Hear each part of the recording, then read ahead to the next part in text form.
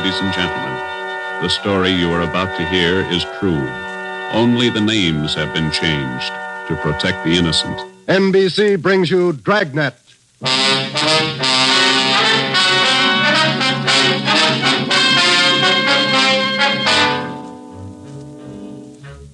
You're a detective sergeant. You're assigned to homicide. A mad killer is loose in the city. In every instance, he leaves the murder weapon behind. There are no fingerprints, no clues to the killer's identity. Your job, get him. Dragnet, the documented drama of an actual crime, investigated and solved by the men who unrelentingly stand watch on the security of your home, your family, and your life. For the next 30 minutes, in cooperation with the Los Angeles Police Department, you will travel step by step on the side of the law through an actual case from official police files. From beginning to end, from crime to punishment, Dragnet is the story of your police force in action. It was Tuesday, June 3rd. It was warm in Los Angeles. We were working the day watch out of homicide. My partner's Ben Romero. The boss is Ed Backstrand, chief of detectives. My name's Friday.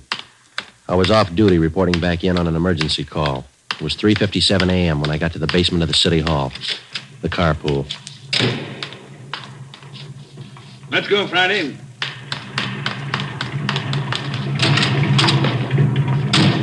Sorry to call you back in. Couldn't be helped. All right, Ben. Okay, Skipper.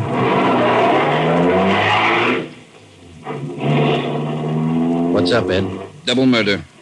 When? I don't know. Found out about it 40 minutes ago. Got any ideas? Roughly same M.O. Was that 6413 Norwich, Skipper? No, 6430. What do you mean, the same M.O.? The same guy. Brickbat killer. How many does this make? Counting tonight, 4. We got anything at all? Smudged fingerprint we can't even classify. Sounds like a smart operator. We gotta get him. If we have to shake down the city from one end to the other. Big job, Skipper. Big killer.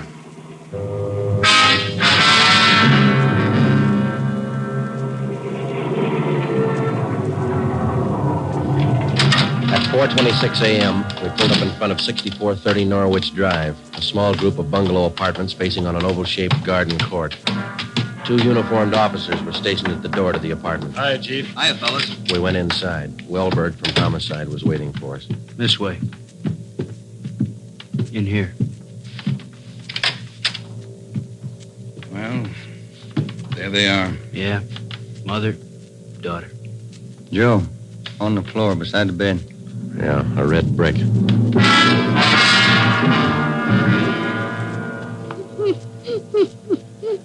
Miss Hafters, we know how you must feel about all this, but would you please try to answer a few more questions for us? Yes. All right.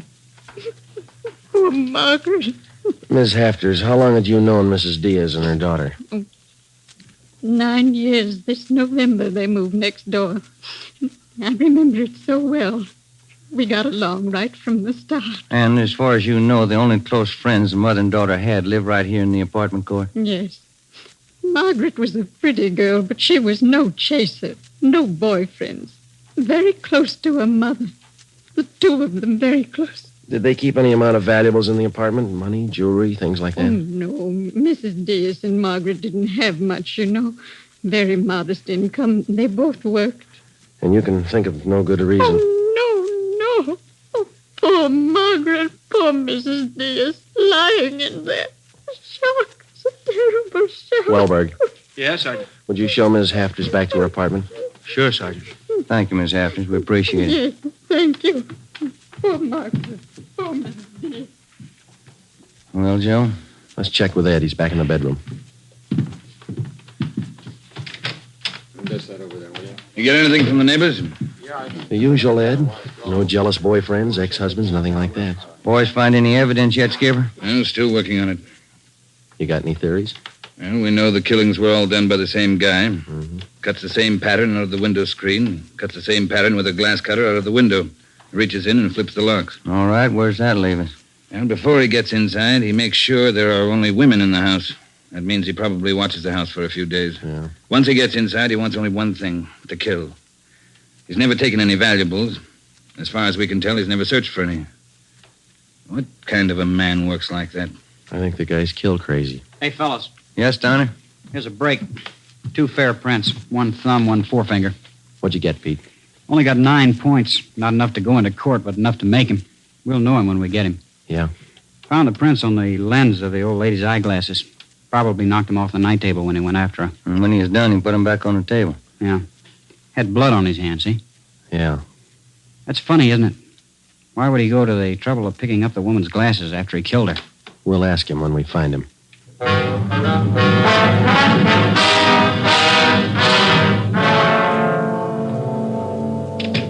Hi, Ben. Joe. Might have something for you. We can use it, Lee. Hold it just a minute. Yeah. Crime Lab, Jones. Yeah. Yeah, all right. I'll tell him. Right, Ed. Backstrand. If you're through checking the victim's clothes by 8 o'clock, you can knock off for sleep until noon. What if we're not through? Take it up with the chaplain. Here's what I wanted to show you. Over here. A couple of casts. Bare footprint. That's right. Those from the Diaz place? Found them outside the dining room window in the flower bed. Take a look. Mm-hmm. Good cast. Size 9. 10. Missing toe there, huh? Left foot, first toe. That's lucky. Well, then the guy took his shoes off before he went in that house. That's the way it looks. You leave any other prints, Lee? 3 with his shoes on. Here they are. Here. Yeah. How would you say the guy is built, Lee? Oh, from the impression, pretty heavy man. There's no full length of stride, or I might give you an idea of his height. How about the bricks, Lee? Here they are, all 3 of them. Used this one in the first murder, this one in the second, this one last night. Leaves them around like calling cards, and there's no way to check them. You'll never get a fingerprint off a common red brick like this, Ben. Surface is too rough. Well, we got an idea of his weight. We know that the first toe's missing from his left foot. That's something. The one we had yesterday. We can check that missing toe in the amputation file, Joe. Yeah. Well, we better get back. Pete ought to have those prints ready, too. Thanks a lot, Lee. Okay, fellas. Say, they post the bodies yet? Yeah, they're doing it now. Same as the first 2. The brain? Concussion, hemorrhage. They didn't have a chance. Hold it a minute. Crime Lab Jones. Sure, just a minute. Either one of you fellas. I'll get it, Joe. Okay. Yeah, Romero. Yeah. Good, we'll be right over. They got a make on those 2 fingerprints.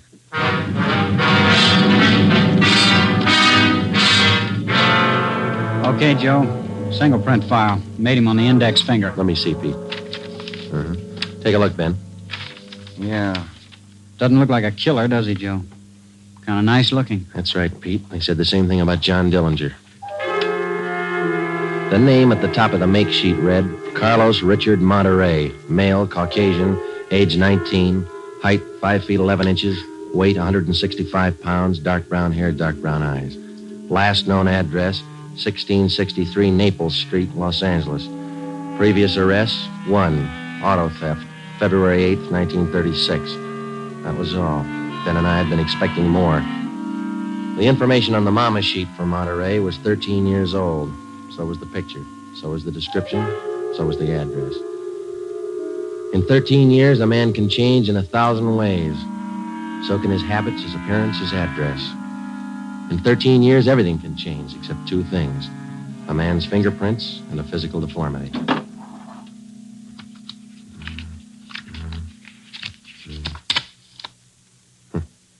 Missing toe on left foot. Carlos Richard Monterey.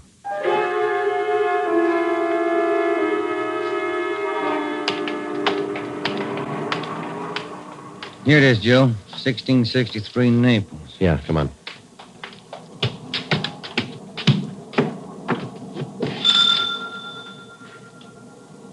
Somebody's coming. Mm-hmm. Yes? What is it? We're police officers. We'd like to ask you a few questions. Oh, yes. Would you like to come in? Thank you, ma'am. Yes? Would you mind telling us your name? Monterey. Isabel Monterey.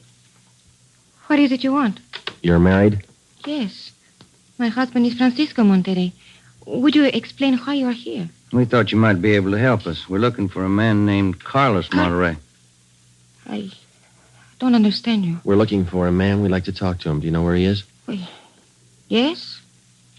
Carlos is dead 7 years ago. He's dead, my husband told me. And does your husband know Carlos, or did he know him? He was his brother. What about your husband's parents, Miss Monterey? Where are they? They're both dead. Some time now. Have you ever met Carlos? No, never. I have only heard of him. What have you heard of him, Miss Monterey? Do not ask me. This is important, very important. Francisco would not like it if I told you. It's important, Miss Monterey, believe us. Carlos, he's sick. His mind. For 8 years, Francisco has not seen him, not heard from him. He thinks he's dead. But he only thinks so, Miss Monterey. No one's told him his brother's dead. He just thinks so. What else is there to think? Where's your husband now? At his work, the store, Rivera Street near Main, grocery, Monterey Cartwright Grocery.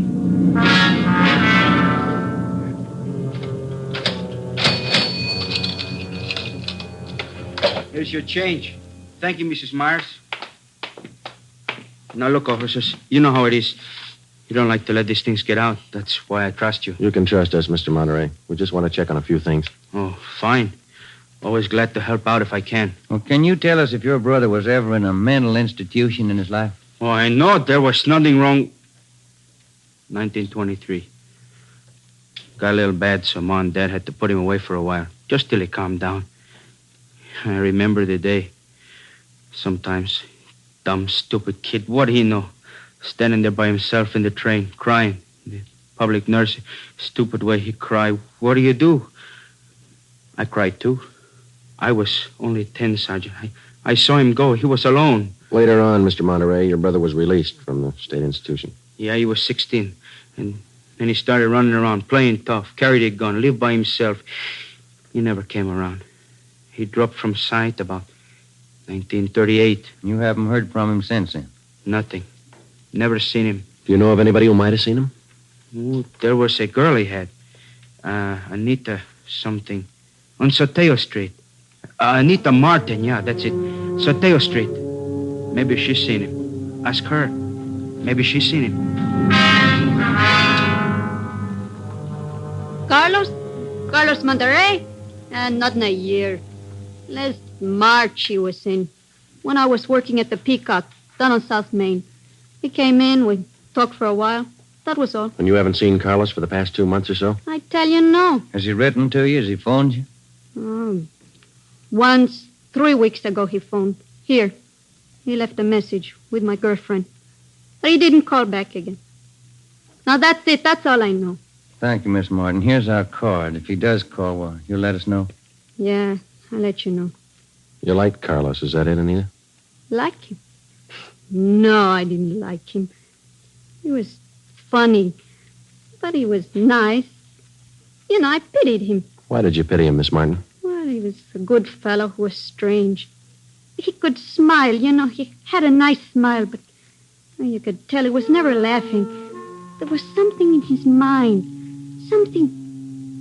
Oh, I don't know.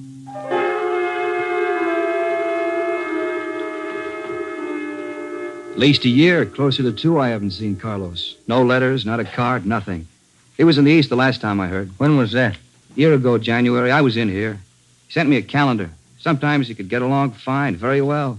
Other times, terrible. He couldn't keep him down. How'd he manage to stay out of jail that way, Vicente? I don't know. Sometimes he should have been in jail 5 times over. And you say you don't know of anybody who might have a recent picture of Carlos, a snapshot? No. No one I can think of. Okay, Vincenti, here's our card. If you do think of somebody, let us know, will you? It'll help. Sure, glad to. If I hear of anybody. What kind of a day is it outside? Hot? Hot.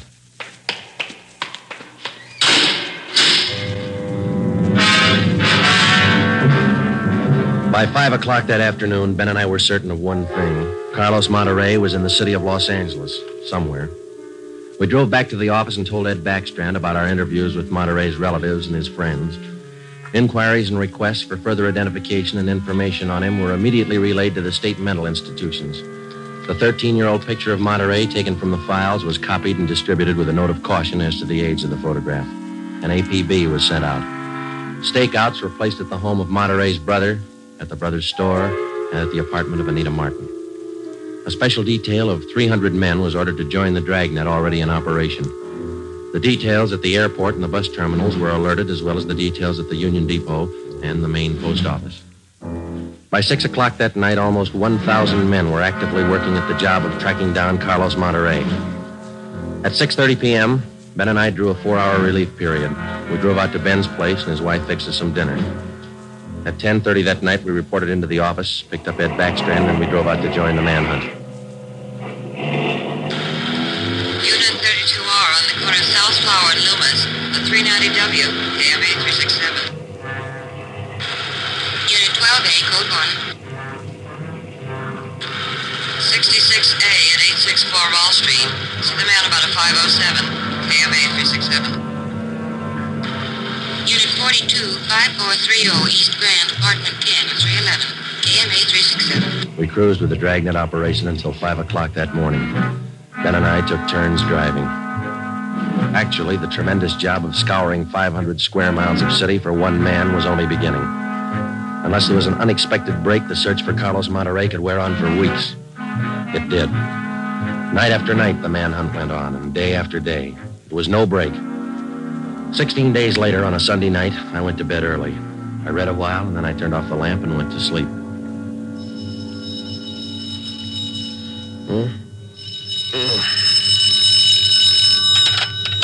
Hello?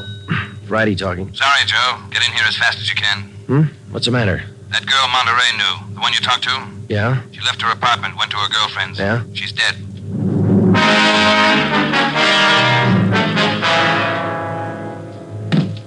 There it is. Ordinary red brick. Found it by the body. How long's she been dead, Skipper? Well, she was seen alive about an hour and a half ago. Got 3 bare footprints, good length of stride. Found them down in the lot beside the house. What do they look like? Same guy. First toe missing from the left foot. The same weight impression. Should be about 5'11". That checks out with what you got, doesn't it? All right, so it's the same guy. What about those shoes we found, Lee? Yeah, they correspond. They were impregnated with foreign matter. What'd you find? Particles of lettuce leaf, dry onion skin, traces of red cabbage. Maybe a vegetable counter. Maybe. What about the city wholesale market down on Front Street? What about any market in Los Angeles? No, Lee, that wholesale market is big enough to hide anybody. Hundreds of transients work in there. Some of them even sleep there. For a guy like Monterrey, it'd be perfect. That's a fair guess. Check it when it opens. They open at 2 a.m. 2:30 now. All right, get back to the office and pick up as many extra men as you need. Get down there right away. Okay, Ed. Now, you know he's a rough one, so watch it. On Monday, June 23rd, at 2 minutes past 3 a.m., we pulled up at the city wholesale produce market. With the exception of 54 police officers in plain clothes who mingled with the buyers and sellers, business went along as usual. The market itself covered almost 3 square blocks in the lower part of the downtown area. It was divided off into hundreds of individual stalls by flimsy wooden partitions. To make the search even tougher, the place was crowded. For the first 45 minutes, we had the men circulate at random through the crowd on the chance that one of them might spot Carlos Monterrey from the 13-year-old picture. It didn't happen. After that, we started a systematic canvass. We talked to the customers, we talked to the managers of the different booths, we gave them Monterrey's description, we showed them his picture. Nobody recognized him. We checked the employment records one by one. Not a sign. Sorry, Sergeant. I'd like to help. I've never seen the guy. Okay, Mr. Snyder, thank you. We sure picked the sweet jobs, don't we? Oh, yeah, we could spend a year at this. Oh, Sergeant Friday. Yeah, Kamansky. Did you find something? Guy at the booth over there against the far wall. Thinks he might have hired Monterey a couple of days ago. Come on, Ben. Where? Over there, Sergeant. You showing Monterey's picture? Yeah, he thinks it might be him. Mr. Fresnetti, this is Sergeant Romero, Sergeant Friday. Yes, I told your boy, Sergeant. This fellow Carlos, I hired him to help last Thursday. Big rush for me now, so I hired him. You sure he's the man? In the picture? I think so. A little older, maybe. Oh, but I know faces. He's the man. You're looking for him? You say you hired this man last Thursday? That's right. It's a big rush for me now in the morning. I hired him Thursday. He worked Thursday, Friday, Saturday. But he don't show up this morning, so I got no use. Too many men to pick from. He don't show up, I let him go. What kind of work did he do for you? Same as he did for Schiller down there. Heavy work. Moving the stores, cleaning up. What kind of produce does Schiller handle, Mr. Franzenetti? Fancy, very fancy vegetables. Choice. New potatoes, expensive red onions. Schiller sells to the big hotels. Does Schiller handle brown onions, Mr. Franzenetti? Oh, only the best. Big dealer that Schiller. Sells it to the big hotels. How long has this Carlos been working around the market? Oh, I don't know. Is it just like the rest? First he worked for me, then Largo Massini, then a Schiller. Hey, why are you looking so hard for him? He stole something? He murdered somebody. Him? Mamma mia, murder. Do you have any idea where Carlos lives? Me? No. And if he comes back here, I tell him to get out. I got nothing to do with this trouble. No, you'll tell him nothing, Mr. Presidente. Here's our card. If you see Monterey again, call us. Say nothing to him. Oh, sure. I remember. Joe, call the chief at the office, will you? Message just came in. Thanks, Al. Come on, Ben. Yeah, there's a phone booth. See? No, I don't. Where? Straight ahead, little to the left. Oh, yeah. You got a nickel? Let's see. Oh, yeah. Yeah, there you are. Thanks. I'll see what Ed wants.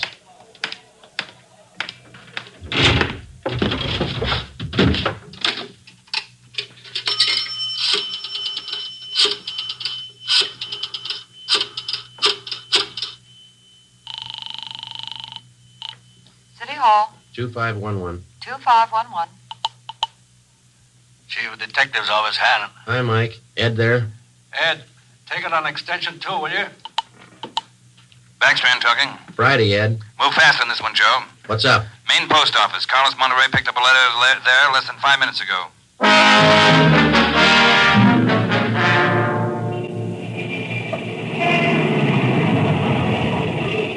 Come on, Ben. There's Ed over there with Wellberg. Yeah. Traffic short jammed up around here. Hi, Ed. Friday, Romero, you all set, Wellberg? All set, Chief. Spring Street to San Pedro. Sunset the first. Got it covered. Good. What's the story? Post office detail tipped us off. 5 minutes after 8, a man answering Carlos Monterey's description picked up a letter at the general delivery window. That was 16 minutes ago. Who spotted him? Sam Lane. Got a look at him just as he was leaving the window. Called to him to stop, but Monterey ran. Lane called me, and we threw a net over the area for 6 blocks around. And Monterey's still somewhere inside this area? I don't know how he could have gotten out. What's next? Well, I'll give him an hour to break for it. After that, we start a house-to-house search of the whole area. Stop all pedestrian and vehicular traffic for identification. You're going to jam up the depot traffic. That's cheaper than murder, Romero. Get going. The first hour we counted off in 5-minute segments. Like Backstrand, we felt close enough to Monterey to touch him. But he still wasn't there. The north and south ends of the blockade started to move in, slowly, searching every store, every house, every conceivable place where a man might hide out. In the meantime, Ben and I worked the Spring Street side of the blockade, watching the faces of the pedestrians as they came through, one by one, examining all vehicles and their drivers. The morning wore on, the sun came out, and it started to get warm. By 11 o'clock that morning, Monterey still had not been found. The temperature was 93 in Los Angeles. It was still climbing. The search went on. At 10 minutes past 2 p.m., Backstrand made the rounds. How's it look, Skipper? Not good. Going slow. How much longer you figure? I don't know. It'll go to after dark, that's sure. District down here is like a rat's nest. Yeah. Nothing? Nothing. But he's someplace inside this blockade. He's got to be. Any chance getting relief for the men in our squad? Some of them been working straight through since yesterday. I'll see. Check with me around 5 this afternoon. Thank you, Skipper. Keep a sharp lookout. One slip. That's all it takes. The search went on. At 3 o'clock that afternoon, the temperature was 95. We sweltered and we waited. At 3:45, Backstrand sent a squad of men into the Union Depot to search it from top to bottom. There was one false alarm when one of the men thought he saw Monterey slipping out a side door into a taxi. He turned out to be a train conductor. At 25 minutes past 4, Backstrand passed along the order to our detail to start moving in, house by house. It was a tedious job, and it went slow. The men were tired. At 5:30, the relief squad showed up. Ben and I stayed on. After another 2 hours of house-to-house searching, the trap was narrowed down to a 3-square-block area, a single block wide and 3 blocks long. It started to get dark. Backstrand ordered out batteries of floodlights. By 8 p.m., the cordon closed in around the last 2 square blocks. Lines are all set, Skipper. Ready to move. Good. What do you think? We'll know pretty soon, one way or the other. Frank, keep that traffic moving. All right, you two, get going. See you later, Skipper. Joe, let's take a look in here. Okay. Sure is an old building. Yeah. Where'd Kamansky go? No, he's here a minute ago. Oh, wait. There's his flashlight. It's on the end of the corridor there. He's signaling. Yeah, come on. Kamansky? Yeah. Down below, Sergeant, in the basement. Come on. Monterey? He's been there, I think. Here, this way. Where? Over here. Now watch your step. The light's bad. Here he is. Says he's the janitor. Oh, my head. He's been slugged. All right, come on. How'd it happen? Can you tell us? Yeah, man, a big man hit me. I came down to empty the baskets. He hit me and ran. Ran over to the new building. The new building? Is that the one next door? Yeah, just a few minutes ago. Nobody's come out of this building for the past half hour. Every door in the place is guarded. No, not the doors. He went through the tunnel. I saw him. Over there's the tunnel. I'll take a look, Joe. Yeah, the tunnel connects the two basements. Same company, old building, new building. The tunnel connects the basements. Joe, come on. Yeah. Kamansky, get out to Backstrand. Tell him what's happened. Right, Sergeant. And call an ambulance. Right. All right, Ben. Through the tunnel. Watch where you're going. The light's bad. Yeah, it is. That a door up ahead there? Yeah, I think so. Yeah, let's go. Good. There's a stairway. Come on.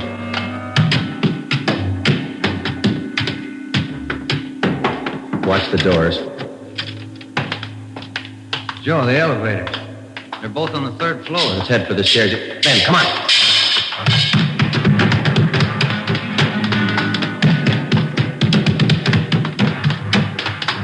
One more floor. Yeah, right. Come on, hurry. Yeah. Look, top of the stairs. There he goes. All right, hold it, you. Stuck in the elevator, Joe. He's going down. Well, we'll never make it on the stairs. Joe, look. This other elevator. The control lever's bent. Let's try it anyway. Yeah. All right, kick the control lever. Kick it, Ben. That's good. All right, Ben, knock the lever back. Come on, quick. Yep. What's the matter? Joe, it's jammed. We're going past. All right, let's kick it. Here. There, that does it. Can you reach the door control? Wait just a minute. I'll see. Yeah. Okay. Well, he's still in the building. Both elevators are here now. Yeah. Down the hall, Ben. The office on the left, I think. Yeah. Yeah, here we are. All right, keep clear of the door. All right, Monterey, put on that gun and come on out. I'll kill you! I'll kill all of you! All of you! Okay, Joe, let's take it. Watch it, Ben. He's throwing everything he can get his hands on. I'll kill you! Come on! Come on! I'll kill you! Get away! Come on, you! All right, Monterey. Come on, you. Everywhere you! Kill you! Okay, Ben, take him. Yep.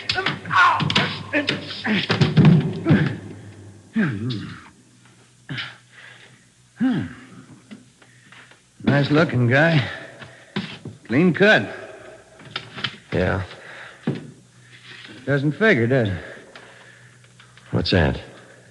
My wife would say he doesn't look like a killer, does he? What's a killer supposed to look like?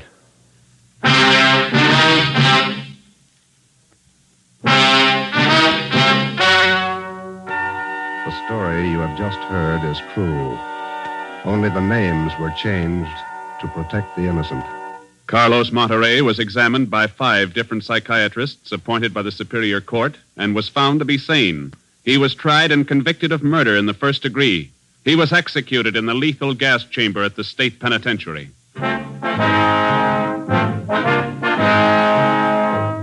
You have just heard the 17th in a new series of authentic cases from official files. Technical advice for Dragnet comes from the office of W.A. Wharton, Acting Chief of Police, Los Angeles Police Department. Tonight's program is dedicated to motorcycle patrolman John Kramer of the El Paso, Texas Sheriff's Department, who on the afternoon of April 26, 1940, gave his life so that yours might be more secure.